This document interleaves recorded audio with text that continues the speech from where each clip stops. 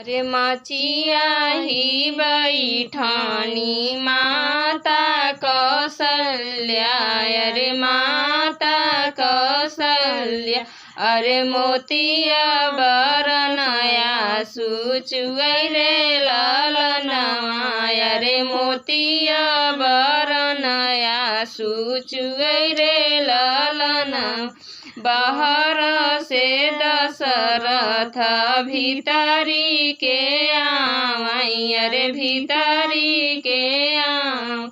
अरे काहे रानी चुअलाया सुरे ललनवा, अरे काहे रानी चुअलाया सुरे ललन। एक दिन झंखुरानी राम जनममा, अरे राम जनममा। आजु झंखुराम बियाह रे ललनवा, अरे आजु झंखुराम बियाह रे ललन। घोड़े पीठी दशरथ हो भैनाया सवरवा, अरे भैनाया सवरवा। अरे चली दिहन जनक दुआर रे ललनवा, अरे चली दिहन जनक दुआर रे ललन। एक बन गैन दशरथ अवरो दूसर बन, अवरो दूसर बन। तीसरे में जनक दुआर रे ललनवा, अरे तीसरे में जनक दुआर रे ललन। बैठाई के देना जनक सोने का सिंहासन, अरे सोने का सिंहासन।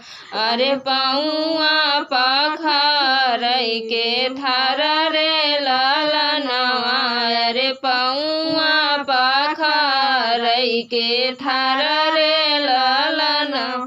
कह दशरथ अयोध्या कहल रे ललनवा, अरे हल रे ललनवा। अयोध्या कहल जनक सब कुशल मंगल, अरे सब कुशल मंगल। अरे एक नाही कुशल कौशल्या ललन, अरे एक नाही कुशल कौशल्या रे ललन।